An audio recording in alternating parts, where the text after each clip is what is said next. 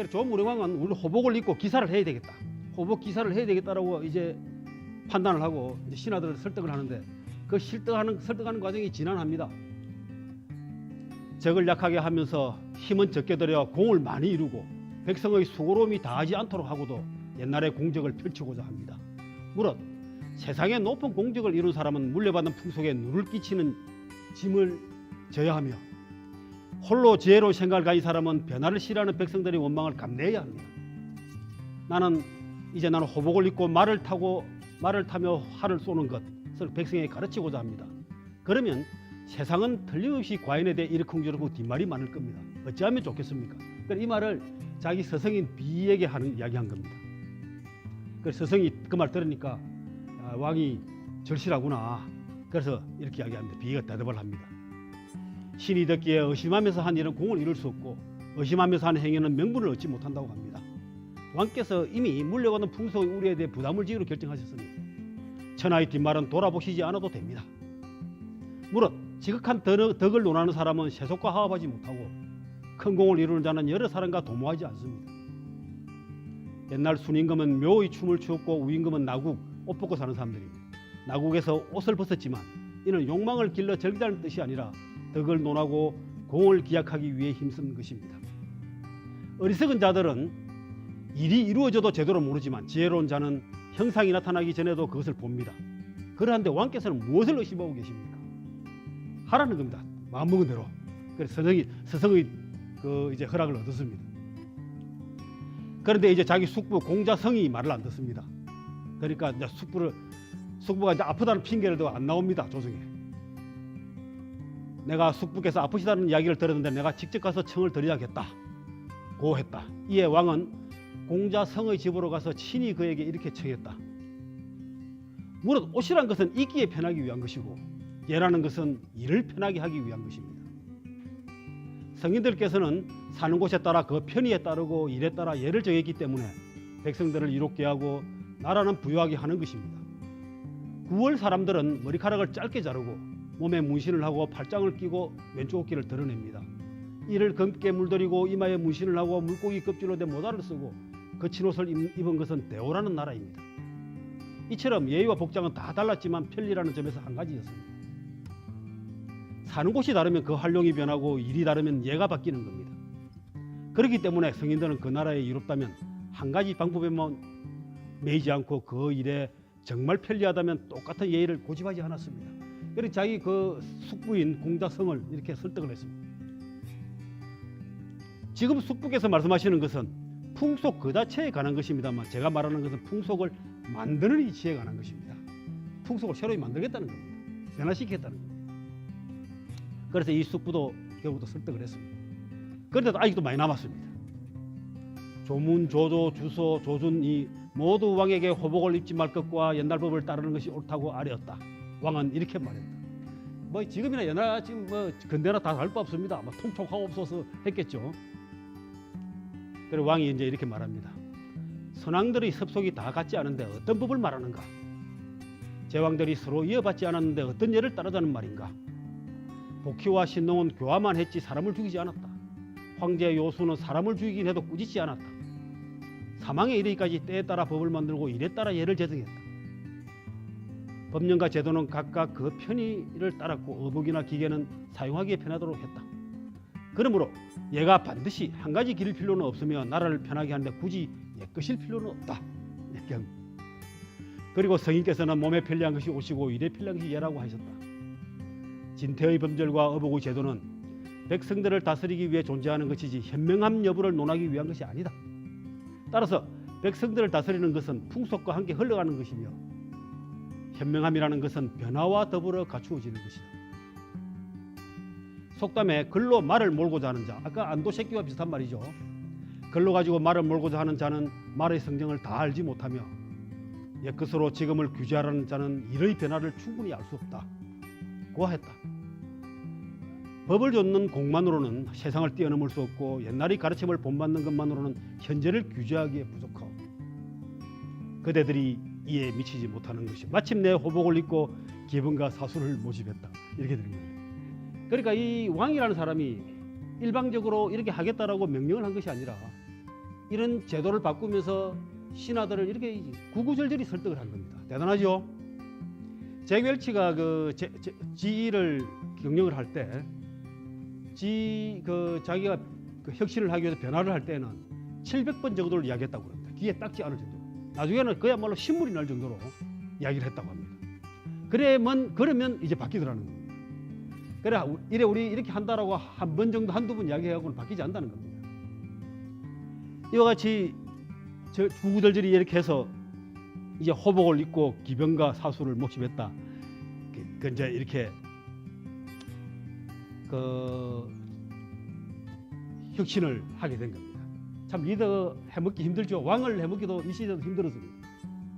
이 너무 괜찮은 말들이 많아서 이걸 다시 한번 제가 좀 몇 가지 정리를 해보죠. 세상에 높은 공적을 이룬 사람은 유속, 물려든 풍속에 누를 끼치는 짐을 져야 하며 홀로 지혜로운 생각을 가진 사람은 변화를 싫어하는 백성들의 원망을 감내해야 한다. 이게 우리 최근의 CEO들이 다 겪는 문제입니다. 그렇죠? 지금 새로운 뭔가를 사업의 변화를 하려고 그러면은 기존에 해왔던 회사 내의 간섭이나 이런 것들을 다 바꿔야 됩니다.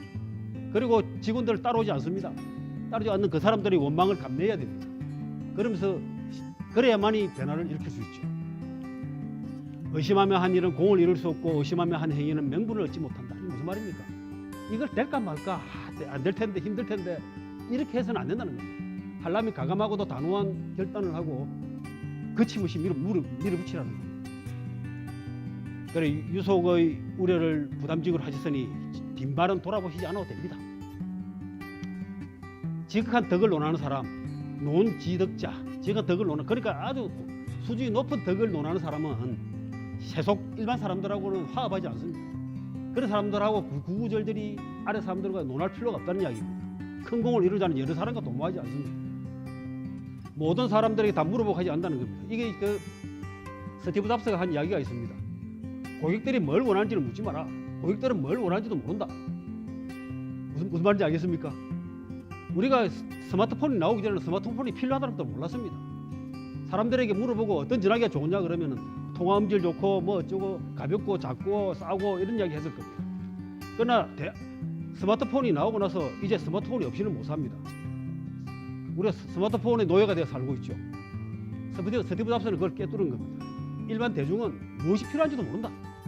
우리가 만들어내가지고 사람들이 필요하게 만들어야 한다는 게 스티브 잡스의 이야기였습니다. 이겁니다.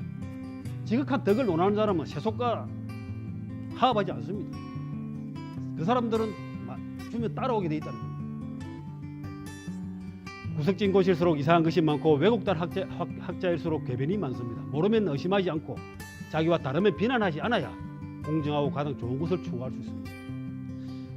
모르면 의심하지 말고 자기와 다르다고 해서 비난하지 않아야 된다는 것입니다. 다르면 일반적으로 많은 사람들 거부감을 느끼는데 그 다름을 존중하라는 겁니다. 다름을 존중해야만이 가장 좋은 것을 추구할 수가 있습니다. 어리석은 자는 일이 이루어져도 제대로 모르지만 지혜로운 자는 조짐이 일어나기 전에 그것을 본다. 지자, 관, 미형. 지자는 아직까지 뭔가 조짐이 나타나지 않아도 알게 된다는 겁니다. 그러니까 지금 이 리더들은, 여기 경영하시는 분들은 세상이 어떻게 변해갈 것이고를 미리 알아야 한다는 겁니다. 뭔가 조짐이 일어났을 때 이미 늦었다는 거죠. 나라 다스림은 백성을 이롭게 하는 것이 근본이고 정무는 명령이 이행되는 것이 중요하다. 덕을 밝히고자 하면 먼저 아래 사람부터 논의하고 정책 실행은 먼저 위 사람이 믿음을 갖게 해야 한다. 그러니까 좋은 일은, 백성들이 좋은 일은 아래 사람부터 먼저 챙겨야 되고 정책 명령을 실행하는 것은 위 사람부터, 위에서부터 아래로 내려가라 합니다. 이건 앞에 나와 있지 않는 내용인데 제가 있는 것을 따로 추려왔습니다. 옷이란 것은 입기에 편하기 위한 것이고 예라는 것은 일을 편하게 하기 위한 것이다. 우리가 옷이라는 것은 걸치는 이것, 그러고 예라고 하는 미리 정해놓은, 이렇게 예를 지켜야 한다고 정해놓은 것이 얽매이지 말라는 겁니다. 다 사람이 만드는 것이고 사람이 만든 것에 얽매여서 큰 일을 놓쳐서는 안 된다는 겁니다. 국가를 지켜야 되고 나라를 부강하게 만들어야 되는데 바지를 입느냐 시발을 입느냐 하는 것이 뭐가 중요하냐 하는 겁니다. 그렇지 않습니까? 나라를 부강하게 하는데 옷을 다 벗더라도 나라를 부강하게 할 수 있다면, 나라를 조속시킬 수 있다면 옷을 다 벗을 수 있는 거라는 겁니다. 성인이 일어난 것도 옛것을 이은 것이 아니었기 때문에 왕이 될 수 있었고, 그러니까 왕이 된다는 이야기는 역성혁명입니다. 나라가 바뀐 겁니다. 그리고 옛것을 그대로 따랐다면 그 사람이 그 새로운 나라를 만들 수가 없죠. 한 나라와 어느 나라는 쇠약해지는데도 예를 바꾸지 않아 망한 것이고, 또 망한 것에 따라서 옛것에 반대한다고 비난할 수 없으며, 예에 따른다고 해서 칭찬할 것도 아니다. 옛것을 따른다 해서 칭찬받을 것도 아니고, 옛것을 뒤집었다 그래서 비난할 것도 아니다. 현명함이라는 것은 변화와 더불어 갖추어지는 것이다. 우리 지혜라고 하는 것은 옛날 걸 그대로 따라하는 것은 현명하다는 것이 아니라는 거죠. 변화에 맞추어서 현명함이라는 것이 결정된다는 겁니다. 글로 말을 몰고자 하는 자는 말의 성정을 다 알지 못하며 옛것으로 지금을 규제하라는 것은 일의 변화를 충분히 할 수 없다. 옛것을 가지고 와서 지금을 규제하려 한다는 것, 이거 말이 안 된다는 겁니다. 정말로 이제 이 진보적이고 혁신적인 생각들입니다. 좀 공감이 되십니까? 아주 참 제가 이걸 따로 정리하면서도 참 그 당시에 BC 300년경에 그 당시에 왕이 신하들을 설득하기 위해서 이런 기가 막힌 언어들을 사용해가지고 설득했다는 것, 정말 참 대단한 존경스러운 일입니다. 그래 우리가 고전을 봐야 되는, 고전을 공부해야 되는 이유가 이런 게 아닌가 하는 생각이 듭니다. 아주 좋은 말들입니다. 자, 그래서 창의력이라고 하는 것은 새로운 것을 생각해내는 것인데, 혁신이라는 것은 새로운 것을 실행하는 겁니다. 그래서 새로운 것을 실행하지 않고 생각만, 아이디어만 가지고는 아무 소용이 없다는 겁니다.